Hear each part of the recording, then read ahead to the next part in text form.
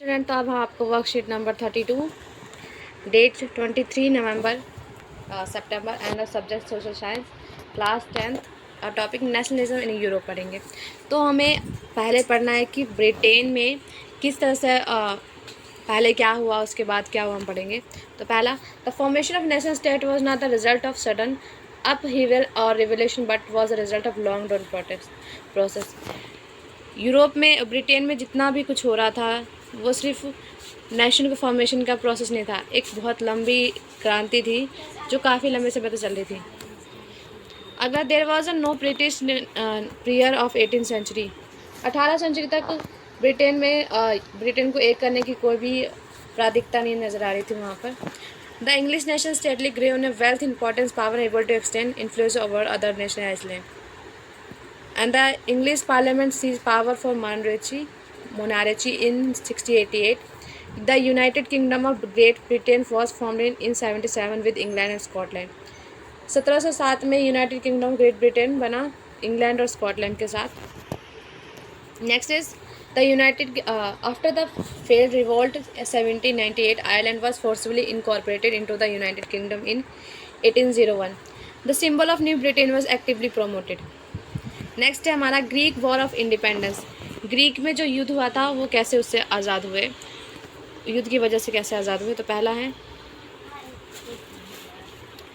Greeks was the part of the Ottoman empire since 15th century the growth of revolutionary nationalism after French revolution 1789 and the struggle independence among Greeks nationality. Greece got support from the other Greeks living in exile and also from many West European. Many poets are authors mobilized public opinion to support Greek struggle. तो वहाँ पर सबसे पहला क्या हुआ कि वहाँ के पोइट्स ने, वहाँ के आर्टिस्ट ने अपनी कविताओं से कहानियों से लोगों को प्रेरित किया कि हम अपने देश को आज़ाद करा सकते हैं। उनमें इस चीज़ की भावना पैदा की और साथ में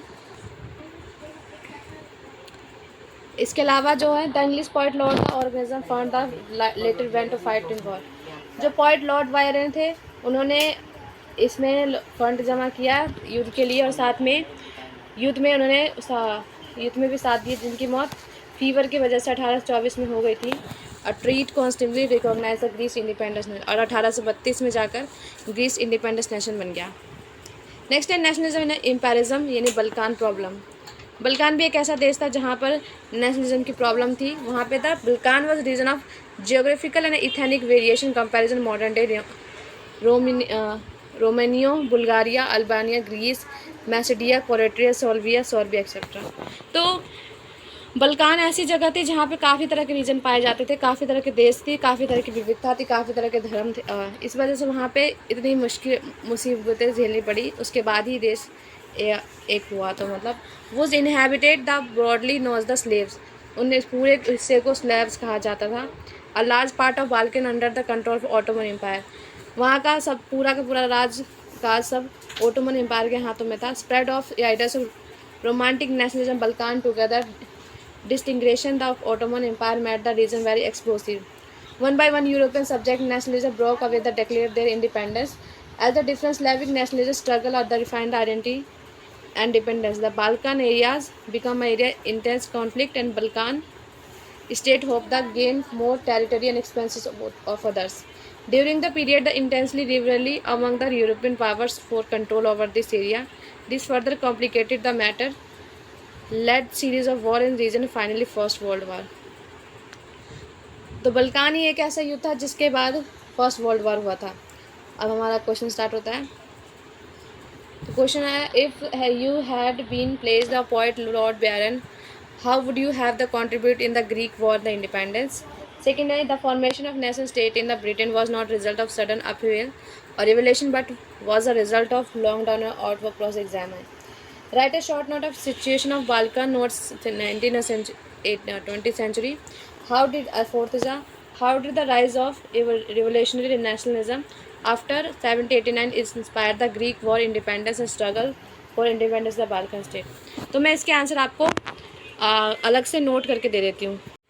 तो ये पहले क्वेश्चन का आंसर है, आप 1 by 1 आंसर नोट करते जाइए या फिर स्क्रीनशॉट ले लीजिए।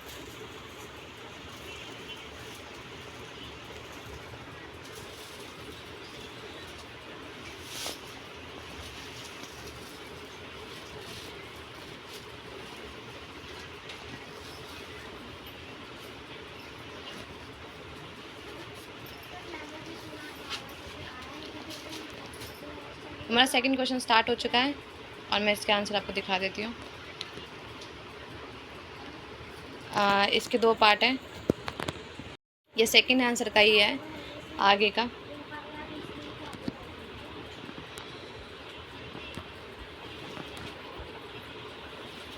काफ़ी लंबा आंसर है इसका। ये थर्ड का हमने क्वेश्चन का आंसर ये रहा, डबल कान का।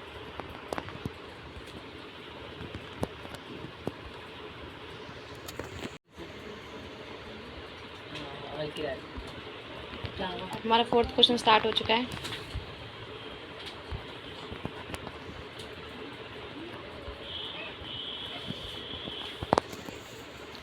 अगर आपको इस वीडियो से रिलेटेड कोई भी प्रॉब्लम हो, इस टॉपिक से रिलेटेड, तो आप हमारे वीडियो के नीचे कमेंट कर सकते हैं। Thank you for watching video.